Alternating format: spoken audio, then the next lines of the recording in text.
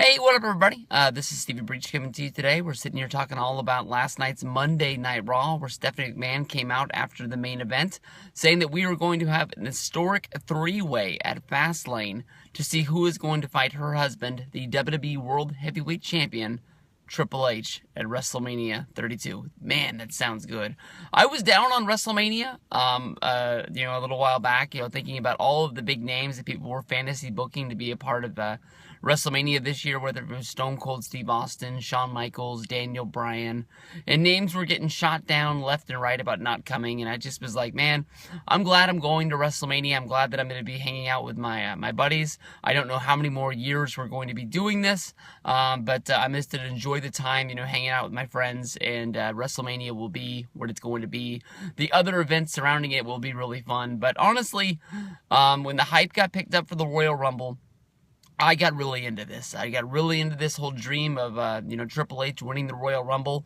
When Triple H came out at number 30, I marked out like a little girl.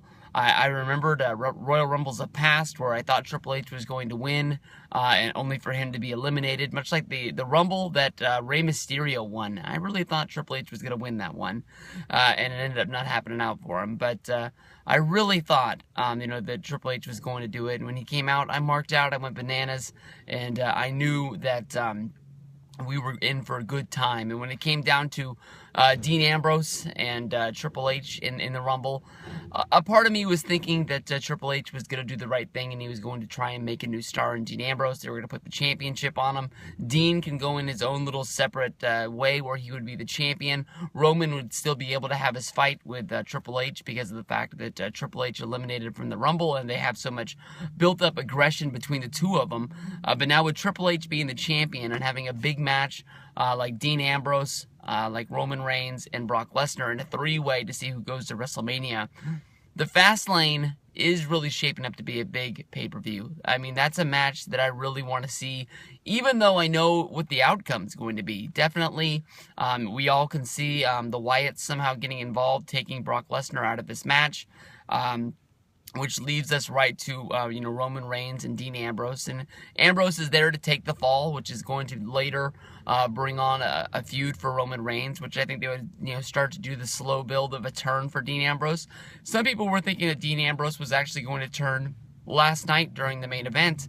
But then you got to think of, how would they settle their differences? Because, Dean Ambrose versus Roman Reigns with their whole Shield background and them being brothers and everything like that, that's a big storyline, and for them just to sort of put that on hold, like, hey, I'm pissed you turned on me during this tag against the League of Nations. I'm gonna kick your ass in 3 months when I'm done winning the championship.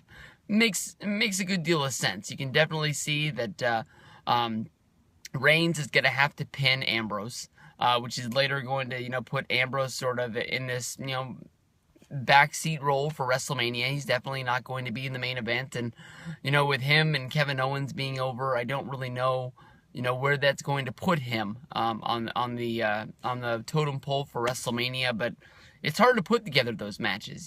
That's probably one thing you got to tip your hat to creative. They got to come out and give us one of the greatest cards they can of the whole year to make WrestleMania 32 a big show. It's definitely worth the money for people going to be there. Definitely, Roman versus Triple H is going to be the one match that brings people in, but you don't want to put out a turd like WrestleMania 12 or WrestleMania 11 with basically a main event and nothing else on the show. It's going to be good. I think this is going to be really fun. We're definitely going to be seeing the slow build of a turn of Dean Ambrose, which is going to be very fun, where everybody's going to be breaking down everything the guy says and everything the guy does.